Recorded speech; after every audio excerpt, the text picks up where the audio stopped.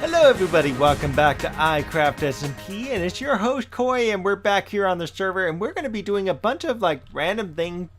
Well now guys, that was an interesting intro. What happened? Where's iCraft? Where are we? Why are we here in what looks to be a weird description of nothing? Actually, if you scroll a little ways over here, you are going to see something that you recognize. iCraft 4, yes. And so I wanted to show you, this by the way is going to be a 200 subscriber video. Okay, I wanted to show you essentially how I make some of these videos. So I uploaded some stuff. As you can see, this is actually a title from the last episode. I changed it to episode 19. So I have to actually take all of this, throw it all in here. And what am I using, by the way? I am using Adobe Photoshop. And if you notice, this video comes out at about almost 30 minutes. This is actually the video you just saw. See, there's me right there from the intro. And this is from Adobe Creative Cloud, by the way. And these are some of the things that I actually use along with other apps that I could possibly go with. As you can see, they're not all installed. So yeah, and I don't know why I've got two of these, whatever, don't ask me. But anyhow, so Adobe, yes. So I actually, make a decent amount to be able to pay for Adobe on a monthly basis for credit. It's called Adobe CC. So that's essentially what I use. Essentially, Adobe Creative Cloud CC something. Actually, I guess that's what CC stands for. I actually think of Creative Cloud as Adobe credit card because they charge me every month to be able to use the service. And what's cool about them charging me every month is I don't just get the apps I normally use. I get all these other fun apps I could use if I really wanted to. And so this is essentially what I do to do my editing. And usually videos start out like this, where it's just all unedited, unscripted. And so let me replay this beginning and you'll be able to see. Hello everybody, welcome back. I've got some sound there. SMP, and it's your host Koi, and we're back here on the server, and we're going to be doing a bunch of random things just because. And there we go, that was the beginning that you just saw there. So I'm going to make a couple quick edits here, and I will be right back, and I want to show you something very quickly. Alright folks, so I am back. So I just went through the first clip there, and I wanted to show you, so this is how we end up ending the clip. So as you can see, there's little bits there. Oh, and I've already forgot to do something in the first clip. So I have some presets here, and there's something called Fast Blur In. This is actually what I use to get that clip, just to give that little blur effect as it comes fading in. I do something different with the title, which is this clip here, and then this happens to be a sound clip. I'm going to come back to sound clips towards the end, but I want to show you something. So this is actually the end of this clip. Let me get the iron out of here. I'll be right back in just a minute or two, I guess.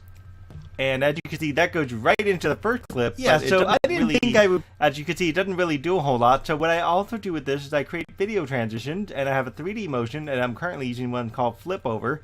And that, as you can see, insufficient media, this transition will contain repeated frames. That's fine by me because I don't care. So what I then do is highlight this, I make sure it's centered, and then I do a custom thing because for whatever reason, it likes to default with a black theme. So, I mean, not a black theme, but gray theme, and I prefer the black theme. So check it out.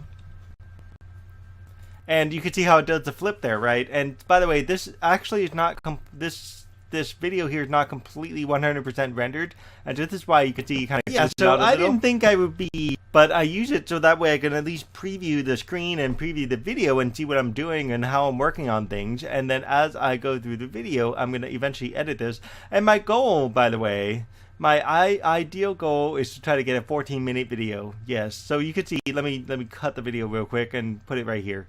So my ideal goal is 14 minutes, which happens to be right in this range here, and that means all of this has to go away.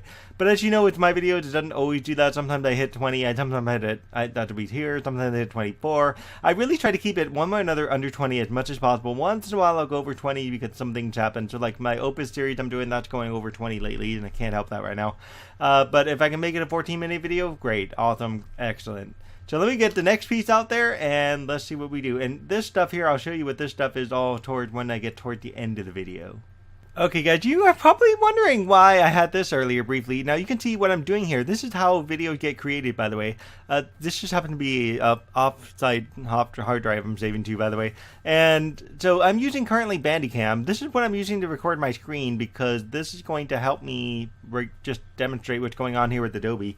And I've got a lot of things to show you with Adobe, not just one thing. So this is recording the various videos here, and we'll put this away so I can show you what's up next. So when I cut a video out, I basically use the cut tool, and I take this and I basically delete it right out of there, and I ripple delete right back together. And generally I do another flip over. Sometimes I don't. Sometimes I do other things depending on what I'm looking for. So that's what I do with that. Now normally I do not record with Bandicam, by the way. Yeah, so the other day the same thing happened, and yeah, so let's see how this flowed. Check this out, don't worry, they will. But when you want the kid to do something, forget it, it ain't happening. Yeah, so the other day the same thing. See how they did that, and you guys will see a real transition when it shows up. Now, when you get to this point here, by the way, you have to make sure when you're doing recording you actually give enough time to break, so that way you can actually have a real transition. So sometimes maybe you might want to cut the video like right here, and you want to make sure you have a way to like do that and cut yourself off sometime. So these little breaks do make a difference. And so already our video is shrinking, not by much, actually, not by much. We're going to get there. Usually what I would use to record Minecraft is I use Fraps, because I'm still using Windows 7, and Windows 7 and Fraps work wonders together. Windows 10 and Fraps does not. So when I get to Windows 10, I'm going to have to change the recording style and the recording device that I use. But I use Fraps. It's actually free. You can go and pick it up and get a license, and well, it's not really free. You can get it for free, and has a little watermark like up on the top of the screen that says, "This is Fraps. You must pay for this in order to use it." And then you buy a license, and then you use the license, and then that way this ends up being free. And that's how I recorded this particular episode right here. I also use DxTory. I use DxTory when I'm recording with me and other people on Discord. That way I can record my Discord voices. As you can see, there's my Discord right there. And it can record the voices of the people that are in the video as well as me. And then I will be able to do the same thing and do it with them too. So it's not just like... that way I could... But let me put it this way. That way I can separate out my voice and their voice. And that way when they're too quiet, or I'm too loud, or I'm too quiet and they're too loud, I can make some voice adjustments. And let me show you that real quick. So I go to something like this, and I have the ability under audio to change the volume level from wherever I'm at to nothing, basically. And I could do all sorts of different little things here. And there's a variety of things I could do actually to adjust the screen, even adjust the style of what's showing up on the screen too. Alright folks, we're at the other end of the episode. Yay, this episode is clocked in right around 20 minutes. So that's actually not too bad. And this is going to be just a little under 20 minutes when I put this right. Oh, I screwed that up. I screwed that. Go back. Try that again. Right about there. There we go. And as you can see, I've already got an outro, and I've already got a little thing, and I've already got a slice of music there. And so when I do music tracks, yes, they go on their own track themselves. And by the way, the music I've actually paid for. I bought that music, and I essentially licensed music from a guy who was willing to offer me the music in exchange, for me paying him, so to speak. And so he gave me a bunch of music to be able to work with. He has a bunch of music on his site that I'm able to use and stuff. And so that's actually where I get the majority of my music, actually. And as you can see here, you notice the screen kind of messed up. So this is where I've got to rescale this. I put this like 30, and that shrinks everything. And then I, of course, change the distance. Oh dear, I think I just turned off the recorder a couple times. Well, I hope you guys saw that. Anyway, so I changed the position and I rescaled it so that way it pops down there. And then I've got an intro, outro stuff, which has a bunch of like different logos and all that other fun stuff. And yes, that's where I get my please stand by thing too. And up here, this is how I change text. I've already got a text preloaded in there. And pretty much I changed this as "I should have listened to myself!" Exclamation point. Really, honestly, I should have honestly listened to myself when I said I should go back home, I shouldn't die, etc., etc., etc. And so also what I do with this is this is already fast blurred in. I'll fast blur in that, and I'll fast blur out this. And because I changed the size of this, I'll also fast blur out these here. This one too. And the end of this. So that way it looks like this. Alright guys, see you next time. Bye. Okay, zombie, you had to do that to me, didn't you? And that's how you get this awesome effect that I got there, and that's how you get the music in there. Whether or not I put a music track in the whole thing, good question. I don't know if I want to. I'm going to sit down and think about that. But for now, I definitely want to make sure I save this, because sometimes I've done that, and I've overheated my computer over that, and I lose all my work, you know what I mean? So yeah, definitely, like, here's my Twitter right there if you guys are interested. Here's my Patreon if you guys are interested. And let me switch over to Photoshop, and I will show you what is up in Photoshop. Yeah, so folks, this is how I work off of things. So I take a template like this, And this is actually from the last episode, and I essentially work with Photoshop. Photoshop is so much easier. Like, you could easily make major changes like this. There you go. I've already erased that. I can easily like delete this and take that right out. I've got a blue background. That's what I'm working on. And then what I do is I take the screenshot, which I don't think I have open right now. So let me grab screenshots real quick.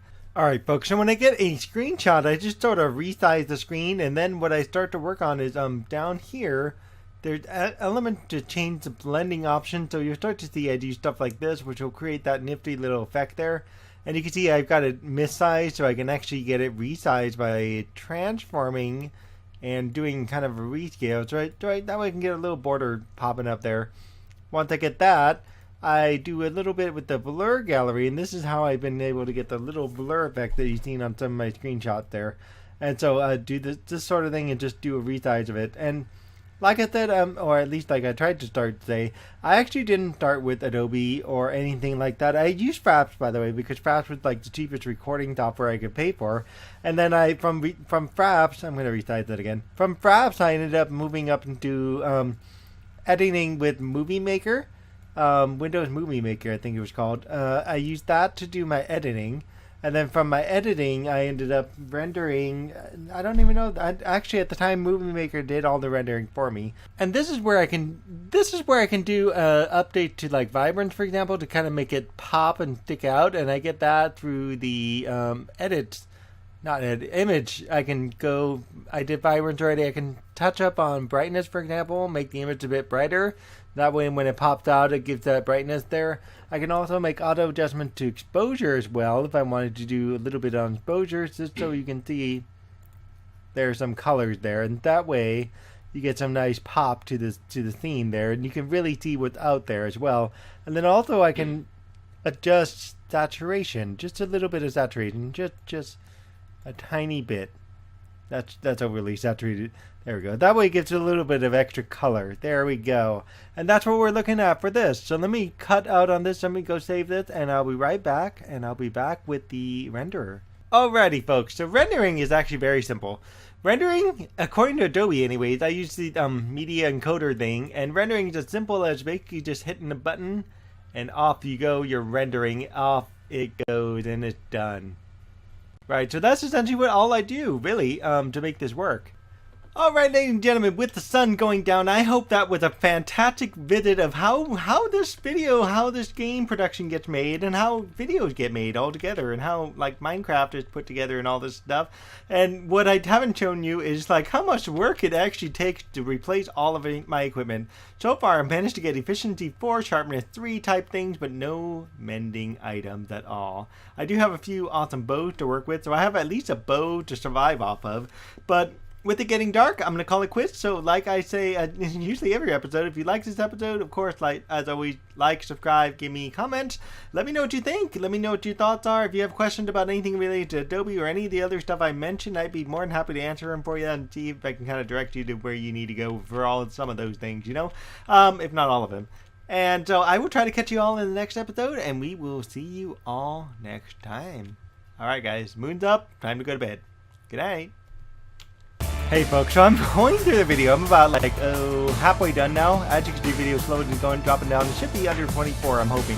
But I want to show you something really interesting. Look at how well I predicted this. This is amazing. This is around like 15 minutes into the video here. Started with kids sleeping, and it's ending with my death. I actually predicted this episode and the ending, and I should have probably listened to myself. I probably should have opened that ender chest, and I probably should have just shoved as much as I could into that ender chest. Wandered up there, died, and then came back to life and got my stuff out of another ender chest. That's what I should have done. But no, did I have to do that? I didn't listen to myself to die. No.